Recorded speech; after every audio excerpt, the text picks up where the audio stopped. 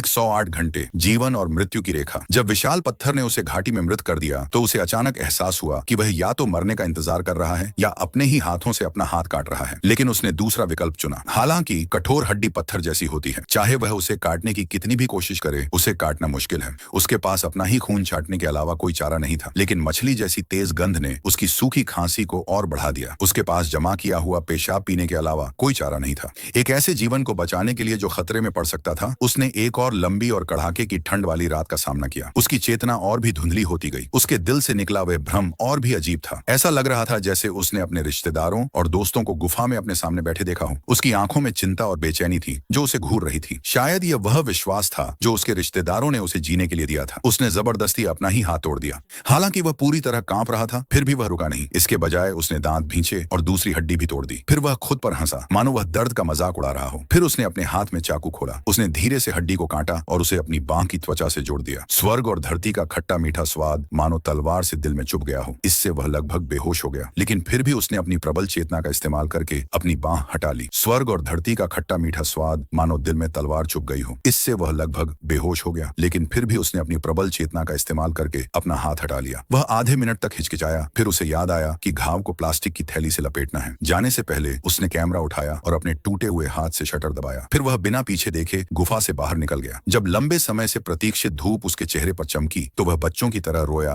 और हंसा, जब तक वह फिसल नहीं गया और उसने वह पल नहीं देखा जब उसकी हड्डी का निचला हिस्सा पानी से लथपथ था। वह रस्सी का इस्तेमाल करके जमीन पर गिरने का इंतजार नहीं कर सका। कीचड़ में वह लालची हो गया और कीचड़ जैसा तरल निकल गया। वह तब तक नहीं रुका जब तक उसके पेट में दर्द नहीं हो गया, लेकिन उसका कमजोर शरीर लंबी दूरी की दौड़ को बर्दाश्त नहीं कर सका। हर बार जब वह गिरता तो वह अपनी इच्छा शक्ति का इस्तेमाल करके ऊपर चढ़ता, और जब उसकी सकारात्मक चेतना गायब होने ही वाली थी तो पास ही एक परछाई दिखाई दी। उसने अपनी पूरी ताकत लगाकर आवाज लगाई। आखिरकार मरते हुए उसने जीवन का एक चमत्कार कर दिखाया। आखिरकार उसका पुनर्जन्म हुआ और उसने एक खुशहाल परिवार बनाया। लेकिन रोमांच के प्रति उसका प्यार कभी कम नहीं हुआ। इस अनुभव ने उसे गहराई से एहसास दिलाया कि असली ताकत शरीर नहीं बल्कि कभी न हारने वाली इच्छा शक्ति है। ठीक उसी तरह जैसे हाथ टूटते ही दृढ़ संकल्प के साथ एक नए जीवन का जन्म हुआ। लेकिन चमत्कार यह नहीं था कि वह जीवित था, बल्कि सबसे हताश क्षण में उसने मरना चुना। ठीक है, आज की कहानी बस इतनी ही। मैं किन गए हूँ, अगली बार आपसे मिलने का इंतजार रहेगा।